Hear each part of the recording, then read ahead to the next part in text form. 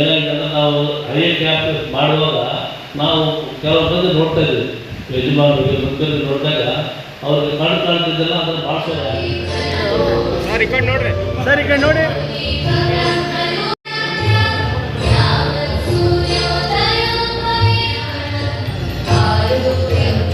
ಮಲ್ಲ ನೋಡ್ರಿ ಸ್ವಲ್ಪ ನಿಂದ್ರಿ sir. Sir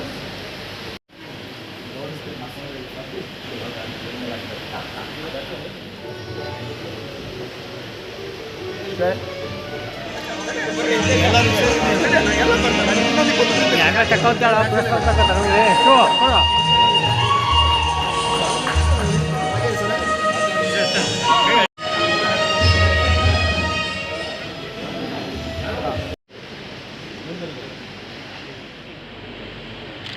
ಈ ಮೊದಲೇ ಮಾಡಿದ್ವಿ, ಅದಕ್ಕಿಂತ ಹೆಚ್ಚಿನ ಕಾರ್ಯಕ್ರಮ ಮಾಡಲಿಕ್ಕೆ ಎಲ್ಲರೂ ಸಹಕಾರ ಸಿಕ್ಕಿದೆ. ಇದಕ್ಕೆ ಕಳೆದ 5 ದಶಕದ ಸಾವಿರಾರು ಸಾಮೂಹಿಕ ಕಾರ್ಯಕ್ರಮಗಳನ್ನು ಮಾಡುತ್ತಾ ಬಂದಿದ್ದೇವೆ. ಅದರ ಜೊತೆಗೆ ಲಯನ್ಸ್ ಚಾರಿಟಬಲ್ ಸಾಗಿಸಿ, ಲಯನ್ಸ್ ವಿಕಲಚೇತನ ವಸತಿ ಶಾಲೆ, ಲಯನ್ಸ್ ಕನ್ನಡ ಮತ್ತು ಇಂಗ್ಲಿಷ್ ಮಾಧ್ಯಮ ಪ್ರಾಥಮಿಕ ಶಾಲೆ ಹಾಗೂ ಪ್ರೌಢಶಾಲೆ, PU ಕಾಲೇಜು ಸಾಗಿಸಿ ಸಾವಿರಾರು ಮಕ್ಕಳಿಗೆ ಅತ್ಯಂತ ಕಡಿಮೆ ಶುಲ್ಕ ಪಡೆದು ಉತ್ತಮ ಶಿಕ್ಷಣ ನೀಡುತ್ತಾ ಬಂದಿದ್ದೇವೆ.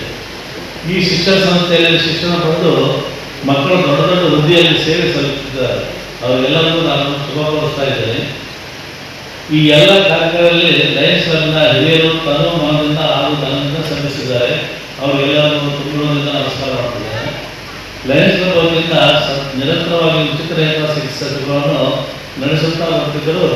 ಈ ಕ್ಲಬ್ನ ಆಸ್ಪತ್ರೆ ಕಟ್ಟೋದು ಸಾಧ್ಯವಾಗಲಿಲ್ಲ. ಈ 50-60 ವರ್ಷದಲ್ಲೂ ನಮಗೆ ಆಸ್ಪತ್ರೆ ಕಟ್ಟಲು ಸಾಧ್ಯವಾಗಿಲ್ಲ. ಅದಕ್ಕೆ ಎಷ್ಟೋ ಕಾರಣಗಳಿದೆ. ಆದರೆ ನಾವು ಐ ಚೆಕಪ್ ಕ್ಯಾಂಪ್ ಮಾಡಿದಾಗೆಲ್ಲ ಮೀಟಿಂಗ್ ಮಾಡ್ಕೊಂಡು ಆಸ್ಪತ್ರೆ ಕಟ್ಟಬೇಕು, ಇದೇ ಮೀಟಿಂಗ್ ಆಗ್ತಾನೇ ಇತ್ತು. ಆದರೆ ಆ ದೇವರ ಅನುಗ್ರಹದಿಂದ, ಹಿರಿಯರ ಆಶೀರ್ವಾದದಿಂದ ನಮಗೆ ಒಂದು ಕಣ್ಣಿನ ಆಸ್ಪತ್ರೆಯನ್ನು ಕಟ್ಟಲಿಕ್ಕೆ ಜಾಗವನ್ನು ನಾನು ಭಾಳ ಆಪ್ತರು ಸ್ನೇಹಿತರಾದಂಥ ಶ್ರೀ ಹಂಪಣ್ಣ ಹೊಸ್ಕೇರಿ ಅವರು ಒಂದು ಜಾಗವನ್ನು ಕೊಡಲಿಕ್ಕೆ ಒಪ್ಪಿದರು. ಅದನ್ನು ನಮ್ಮ ಹಿರಿಯರಿಗೆ ಹೇಳಿದಾಗ ಡಾಕ್ಟರ್ ಚಂದ್ರಪ್ಪ ಅವರಿಗೆ, ಸೋಮರಾಜ್ ಅವರಿಗೆ, ಮಾಧುಶೆಟ್ಟರಿಗೆ ಎಲ್ಲರೂ ತಿಳಿಸಿದೆ. ಹಿಂಗೆ ಹಂಪಣ್ಣ ಜಾಗ ಕೊಡ್ತಿದ್ದಾರೆ, ಏನು ಮಾಡೋದು ಅಂತ ಹೇಳಿದಾಗ ಅವರು ತಕ್ಷಣ ಒಪ್ಪಿ ಆ ಹಾಸ್ಪಿಟಲ್ ಕಟ್ಟಲಿಕ್ಕೆ ನನಗೆ ಅನುಮತಿ ಮಾಡಿಕೊಟ್ರು. ಆ ಹಾಸ್ಪಿಟಲ್ ಕಟ್ಟಲಿಕ್ಕೆ ನನಗೆ ಅದನ್ನು ಚೇರ್ಮನ್ ಮಾಡಿ ಅದನ್ನು ಕಟ್ಟಲಿಕ್ಕೆ ಇದು ಮಾಡಿಕೊಟ್ರು. ಆದರೆ ನಾನು ಯಾವಾಗ ಚೇರ್ಮನ್ ಮಾಡಿ ಹಾಸ್ಪಿಟಲ್ ಕಟ್ಟಬೇಕಾಗುವಾಗ ನನಗೆ ಭಾಳ ಹೆದರಿಕೆ ಆಯಿತು. ಆದಾಗ ನಾನು ಒಂದ್ಸಲ ಹಿಂದೆ ನೋಡಿದೆ. ನನ್ನ ಹಿಂದೆ 3 ಕೇಳೋದು ನನ್ನ ಆಶೀರ್ವಾದ ಮಾಡಕ್ಕೆ ನಿಂತಿದ್ದರು. ಅವ್ರು ಯಾರು ಅಂದರೆ ಡಾಕ್ಟರ್ ಚಂದ್ರಪ್ಪ ಅವರು, ಸೋಮರಾಜ್ ಅವರು, ಮಾಧುಶೆಟ್ಟರು. ಆ ತ್ರಿಮೂರ್ತಿಗಳಲ್ಲಿ ಇವತ್ತು ಒಬ್ಬರು ನಮ್ಮ ಮಾಧುಶೆಟ್ಟರು ನಮ್ಮ ಹತ್ರ ಇದ್ದು ನಮಗೆಲ್ಲರಿಗೂ ಭಾಳ ಚಿಂತೆ ಆಗ್ತಾ ಇದೆ. ಅವರಿಗೆ ಆರೋಗ್ಯ ಸರಿಯಿಲ್ಲ, ಬೆಂಗಳೂರಿದ್ದಾರೆ. ಅವರ ಆಶೀರ್ವಾದ ನಮಗೆ ಯಾವಾಗಲೂ ಇರ್ತದೆ. ಅದಾದ ನಂತರ ಅವರ ಆಶೀರ್ವಾದ ಪಡೆದು ನಾವು ಎಲ್ಲ ಲೈಫ್ ಮೆಂಬರ್ಸ್ ಎಲ್ಲರೂ 1 ಲಕ್ಷದಿಂದ 2 ಲಕ್ಷ 5 ಲಕ್ಷ ಹಾಕೊಂಡು ಒಂದು 50 ಲಕ್ಷ ಜಮಾ ಮಾಡಿ ಹಾಸ್ಪಿಟಲ್ ಕಟ್ಟಲಿಕ್ಕೆ ಶುರು ಮಾಡಿದ್ವಿ. ಆದರೆ ಇದು 3 ಕೋಟಿ ಪ್ರಾಜೆಕ್ಟು ಎಲ್ಲಿ ತರಬೇಕು ಅಂದಾಗ ನಮ್ಮ ಎದುರಿಗೆ ದಾನಿಗಳ ಒಂದು ಸಾಲೆಯನ್ನು ಕಾಣ್ತಾ ಇತ್ತು. ಆ ದಾನಿಗಳು ಎಷ್ಟು ನಮಗೆ ಸಹಕಾರ ಕೊಟ್ಟಿದ್ದಾರೆ ಅಂದರೆ, ನಾನು ನಮ್ಮ ಚಂದ್ರಪ್ಪರು, ಸೋಮರಾಜರು, ಮಾಧುಶೆಟ್ಟರು, ಮಾಣಿಗೆಯರು ಇಂಥವ್ರು ಹೋಗಬೇಕಾದ್ರೆ ನಾವು ತೀರ್ಮಾನ ಮಾಡಿ ಅವ್ರ ಹತ್ರ ಹೋದರೆ ಅವರು ನಮಗೆ ಸಾಲದಿಂದ ಸ್ವಾಗತ ಮಾಡಿಕೊಂಡು ಎಲ್ಲರಿಗೆ ಟೀ ಟಿಫನ್ ಎಲ್ಲ ಕೊಟ್ಟು ಆದಷ್ಟು ಯಾರು ಈಗ ಎಷ್ಟೋ ಸಲ ದೇವಿಗೆ ಹೋದಾಗ ಇವ್ರು ಯಾಕೆ ಬಂದ್ರಪ್ಪ ಏನು ಬೇಜಾರು ಭಾಳ ಬಂದೆಲ್ಲ ನಾವು ನೋಡ್ತೀವಿ ಬೇರೆ ವಿಷಯದಲ್ಲಿ.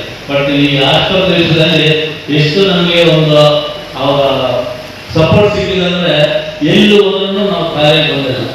ಅವ್ರು 1 ಲಕ್ಷದಿಂದ 5 ಲಕ್ಷ ಇವೆಲ್ಲ ತಗೊಂಡು ನಾವು ಇವತ್ತು ಹಾಸ್ಪಿಟಲ್ ಕಟ್ಟಲಿಕ್ಕೆ ಸಾಧ್ಯವಾಗಿದೆ. ಇದಲ್ಲದೆ ಒಂದ್ಸಲ ನಾವು ಬೆಂಗಳೂರು ನಮ್ಮ ಫ್ರೆಂಡ್ಸ್ ಇದ್ದಾರೆ ಹೋಗೋಣ ಅಂತೇಳಿ ಒಂದು ದಿವಸ ನಾನು, ಸೋಮರಾಜರು, ಮಾಧುಶೆಟ್ಟರು ಎಲ್ಲರೂ ಬೆಂಗಳೂರು ಹೋಗಿದ್ವಿ.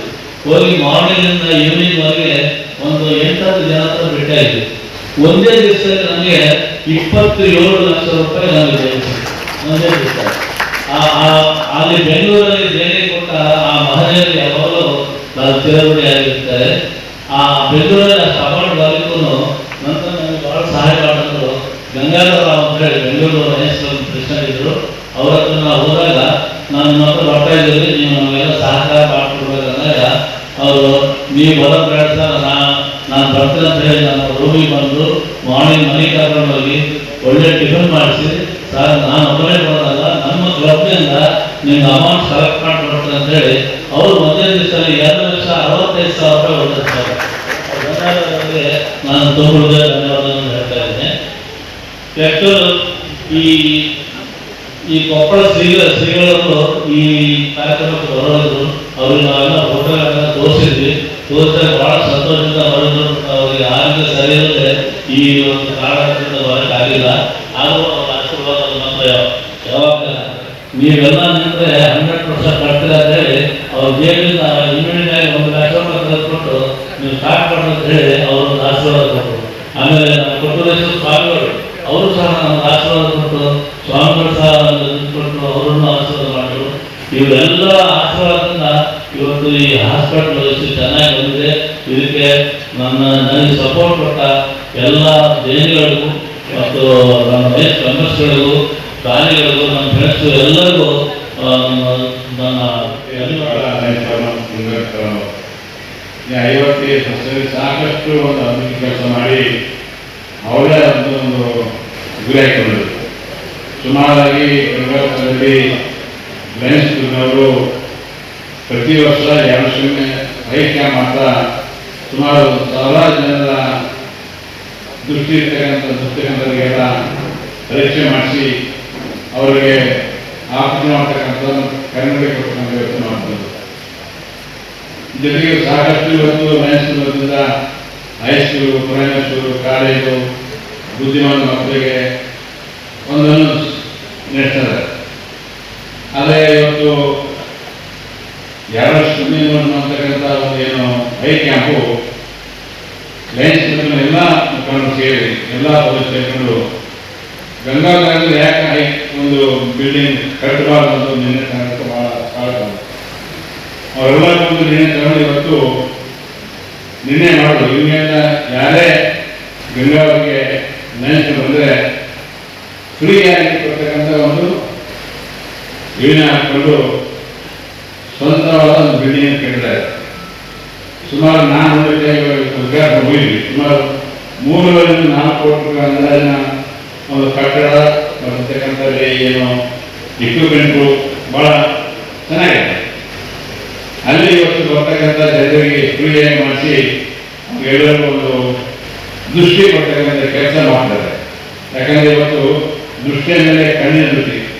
ಎಷ್ಟೋ ಜನ ತಾವು ನೋಡಿದ್ವಿ, ಎಷ್ಟೋ ಜನ ಕಣ್ಣನ್ನ ಸಾಕಷ್ಟು ಕಳ್ಕೊಂತಾರೆ. ಇವತ್ತು ವೇದಪುರನವರು ದೃಷ್ಟಿಕೋನ ಕೊಟ್ಟು ನೋಡಿದ್ರೆ ಭಾಳ ಹೆಮ್ಮೆ ಇದೆ. ಆದರೆ ಇವತ್ತು ಅಲ್ಲಿ ಇರ್ತಕ್ಕಂಥ ಏನು ಡಾಕ್ಟರ್ಸು ಯಾರು ಮಾತಾಡೋ ನಾನು ಅಭಿನಯಿಸ್ತೀನಿ. ಇದ್ರ ಜೊತೆಗೆ ಇವತ್ತು ಇಂಥ ಒಂದು ಭವ್ಯ ಬಿಲ್ಡಿಂಗ್ ಕಟ್ಟಿದ್ದೀವಿ. ಅದರಲ್ಲಿ ಬಹಳಷ್ಟು ಶಾಂತಿಯಿಂದ, ಸ್ವಚ್ಛತೆಯಿಂದ ನೋಡ್ಕೊಂಡು ಹೋಗ್ತಿದೆ. ಯಾಕಂದರೆ ಹೊರಗಿದೆ ಅದನ್ನು ಅಲ್ಲಿ ಡೈರೆಕ್ಟ್ ಡಾಕ್ಟರ್ ಅಲ್ಲಿ ಇನ್ಚಾರ್ಜ್ ಅವರಿಗೆ ಹೆಚ್ಚಿನ ಕಾಲ ವಹಿಸಿ ಈ ಒಂದು ಆಸ್ಪತ್ರೆಯ ಪ್ರತಿಯೊಬ್ಬರು ಬಡ ರೋಗಿಗಳಿಗೆ, ಶ್ರೀಮಂತರೇ ಮಾತಾಡ್ತಿಲ್ಲ, ಬಡ ಜನರ ರೋಗಿಗಳಿಗೆ ಪ್ರೀತಿಯಿಂದ ವಿಶ್ವಾಸನ ಗಳಿಸಿ ಅವರಿಗೆ ಒಂದು ಕಣ್ಣಿನ ದೃಷ್ಟಿ ಕೊಟ್ಟರೆ ನಿಜವಾಗೂ ನಿಮಗೂ ಮತ್ತು ನಿಮ್ಮ ಸಂಸ್ಥೆಗೂ ಬಹಳಷ್ಟು ಒಂದು ಒಳ್ಳೆ ಆಗ್ತದೆ. ಪ್ರತಿ ಶಿಬಿರದಲ್ಲಿ ಕೂಡ ಕನಸನ್ನು ಕಾಣ್ತಾ ಇದೆ. ಆ ಕನಸು ಯಾವಾಗ ನನಸಾಗುತ್ತೆ ಅಂತಕ್ಕಂಥದ್ದು ವಿಚಾರದಲ್ಲಿ ಅದರ ದೃಷ್ಟಿಕೋನ ಕೇವಲ ಆ ಒಂದು ಶಿಬಿರಕ್ಕೆ ಮಾತ್ರ ಸೀಮಿತ ಆಗ್ತಾ ಇತ್ತು, ಮುಂದೆ ಹೋಗ್ತಾ ಇರಲಿಲ್ಲ ಅನ್ನೋದನ್ನ ಇವತ್ತು ಅದನ್ನ ಸುಳ್ಳು ಮಾಡಿ ಇವತ್ತು ನಿಜವನ್ನು ಮಾಡಿರ್ತಕ್ಕಂಥದ್ದು ಯಾರಾದ್ರೆ ಲಯನ್ಸ್ ಕ್ಲಬ್ ಮತ್ತು ಲಯನ್ಸ್ ಕ್ಲಬ್ ಚಾರಿಟಬಲ್ ಟ್ರಸ್ಟ್ನವರು ಅಂತ ಮಾತಾಡಿದ್ದಾರೆ. ಯಾಕಂದ್ರೆ ಒಬ್ಬ ಇಚ್ಛಾಶಕ್ತಿ ವ್ಯಕ್ತಿ ಇದಕ್ಕೆ ಬೇಕಾಗ್ತಾನೆ.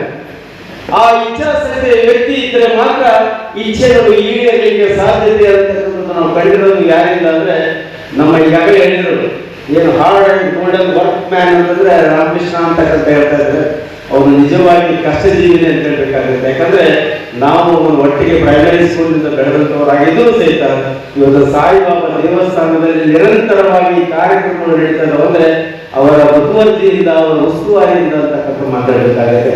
ಅದೇ ಈಚೆ ಇಟ್ಕೊಂಡು ಇವತ್ತ ಈ ಒಂದು ಲಯನ್ಸ್ ಕ್ಲಬ್ಬಿನ ಈ ಒಂದು ಕಣ್ಣಿನ ಆಸ್ಪತ್ರೆಯನ್ನ ಇವತ್ತು ಬುನಾದಿ ಹಾಕುವ ಮೂಲಕ ಏನು ಇವತ್ತು ಯಶಸ್ವಿಯಾಗಿ ಉದ್ಘಾಟನೆಯನ್ನ ನೆರವೇರಿಸಿದರೆ ಇದು ನಮ್ಮೆಲ್ಲರಿಗೂ ಸಂತೋಷ ತರ್ತಕ್ಕಂಥ ಕೆಲಸಗಳನ್ನು ಮಾಡಿದ್ದಾರೆ ಅಂತ ಮಾತು.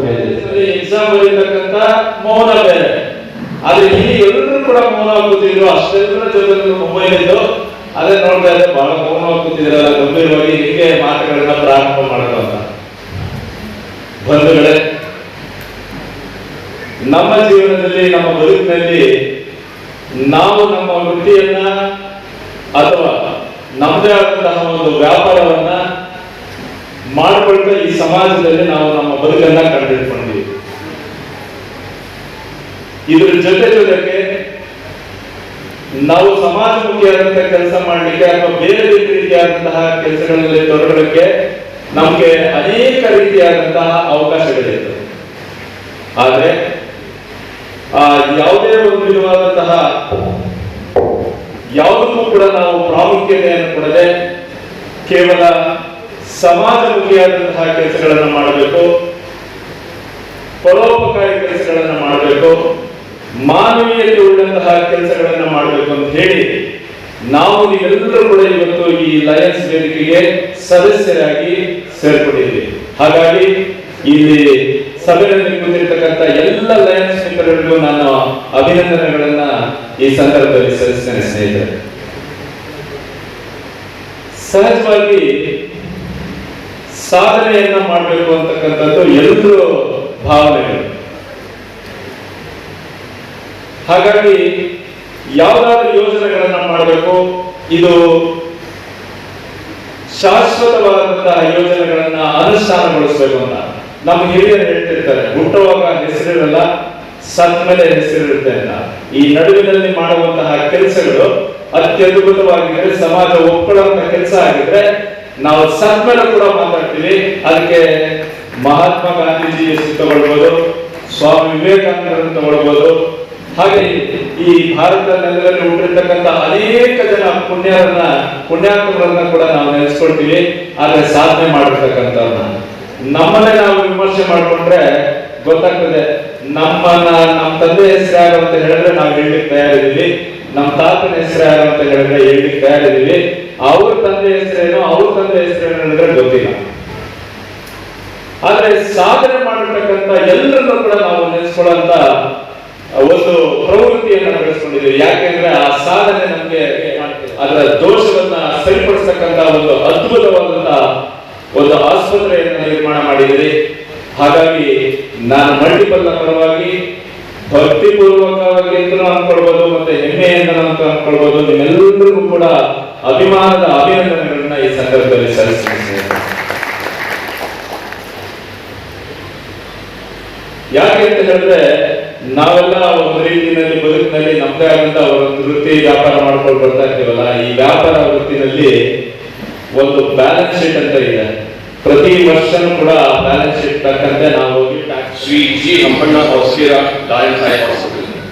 Before we go forward, I think all of us should give a round of applause to G. Hampanna Hospira because of his generous contribution, the initiation of providing the land, donating this land for this eye hospital. We are here today for this inaugural of another permanent project by Lions Club of Gangavati. This club is known in our history, Lions Club of Gangavati I am talking about, for various permanent projects, right from the KG school, secondary, youth, college, and also this school for the college for the specially able children. And another feat has been achieved today, another milestone of ending yet another permanent project of a Lions Eye Hospital. It began, Lions started doing various service activities worldwide, 108 years now. And it is in different fields. We have 8 different focus areas on hunger, environment and all this. But in 1925, it is the inspiration for Lions in the annual convention. It was Helen Keller, a blind person, who came and challenged the Lions. You are all having this gift of sight. You can see the world in all its colors and hues. But think of those who cannot see, who is standing next to what they are focusing on. So it is Lion Army Helen Keller who challenged the Lions. Be the knights of the blind. Help the blinds in your community. And from that year, Lions have taken the challenge of helping protect the eyesight. Lions Club of Gangavati too has been doing this with various eye or cataract operations, medical camps, eye checkup camps. And today the dream of the three doctors, Chandrapati, our Dr. Madhav Shetty, our District Governor, and Lion Dr. Somraj, along with others. It was their dream that this club should have an eye hospital as well, besides the other promoted projects. And today, it is. I'm telling you, 2 years back, I was here. Inaugurated through NCR fund and that will get inaugurated the building. Next year again, I hope we use some project to our income in the order to inaugurate the building. So every year, at least that tendency should continue. And being one of the biggest clubs in the district, with so many permanent projects, I think that is possible. Please go ahead and continue doing. And like our governor was saying, Madhav Shetty sir also used to tell me regularly about the diabetes program that he wants to set up. There are some prerequisites which I already told him also, and I told the JMO also that the work also wanted to be followed up. So see that you all follow up and do the reporting for the diabetic activities that you are conducting. So it will be very easy to get the diabetic grants. At least for 6 months continuous, please listen to this. At least for 6 months you have to continuously report what activities you are doing on diabetes, so that it will be easier for the grants to go through. That is one of the basic requirements which is there, which most of the clubs lack. They are doing activities but they don't report.